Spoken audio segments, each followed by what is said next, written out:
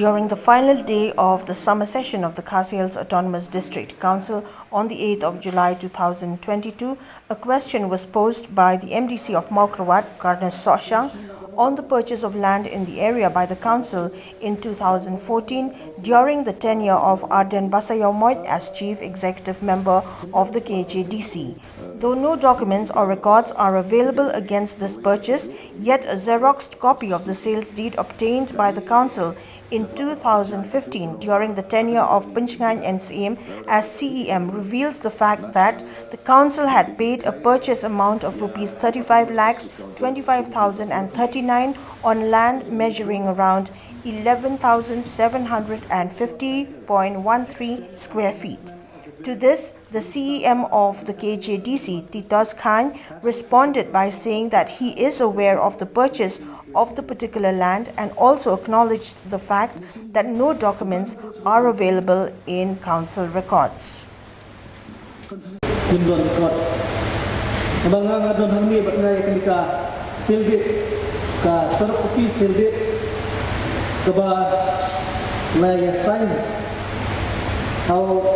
Sebab ada katsau,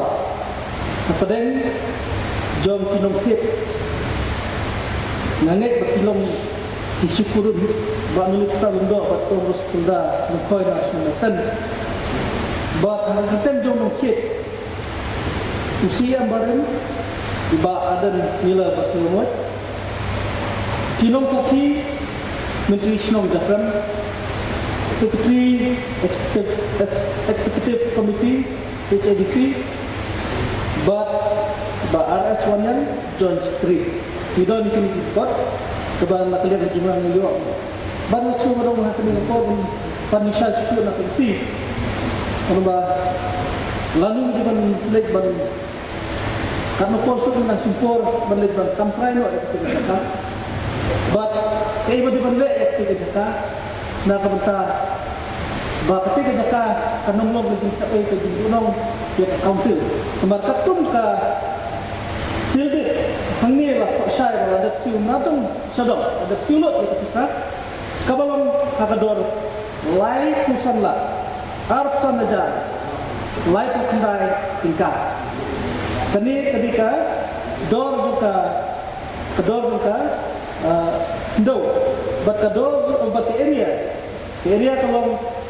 Kawai hajar, nyofa, sampo, point kalai, square feet, lane syajar, naik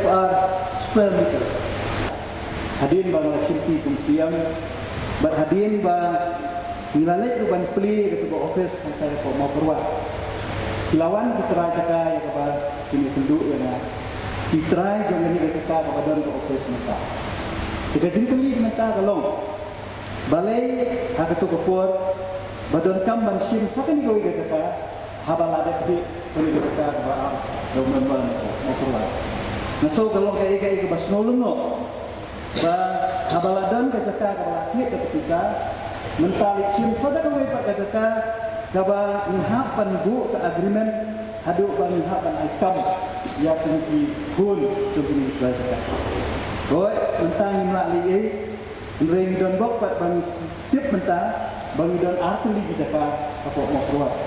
dengan so kalau ke ba